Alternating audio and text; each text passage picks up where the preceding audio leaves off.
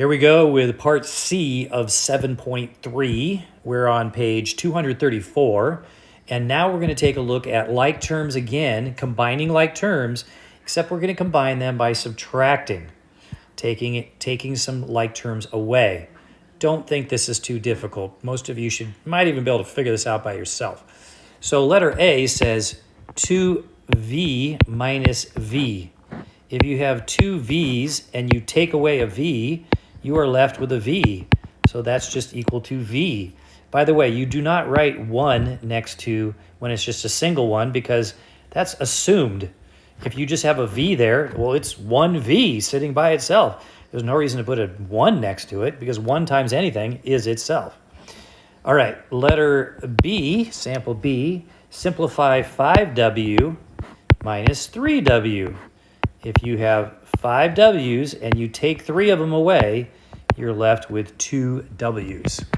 Easy cheesy. All right, problem C, y minus y. Now, this one might fake you out a little bit, but if we have a y, some number, and then we take it away, we've got nothing left. So the answer is not 0y, it's just 0.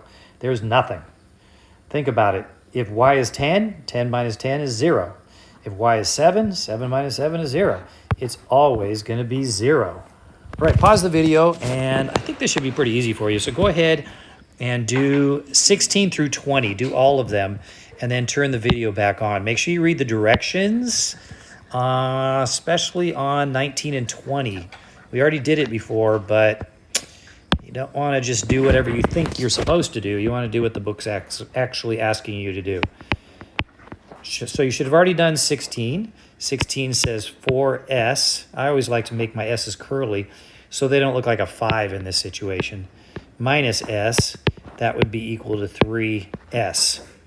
Right? If I have 4 s's and I take one of them away, I'm left with 3 s's.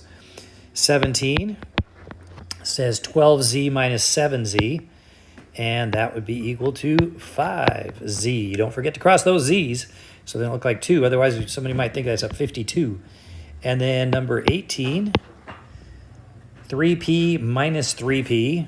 Well, you're left with nothing. Not with 0 p's, just nothing. The answer is 0. Number 19 says, state whether each pair of expressions are equivalent. F minus 6 and 6 minus f. F minus 6, is that equal to 6 minus f? You might be a little faked out by this one. You're like, well, yeah, it's the same things there. Well, let's put a number in. What if we call that 10? 10 minus 6 is equal to 4. But 6 minus 10, is that 4? No, that's equal to negative 4. So those are not equivalent.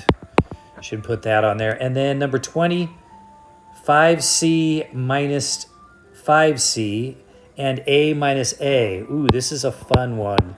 This is tricky. What'd you come up with? 5c minus 5c is what? We have 5c and we take away 5c. We got nothing left. We got 0. What is a minus a? You got nothing. 0. So yes, those are equivalent, even though they're using different letters. They tried to fake you out. Hopefully you didn't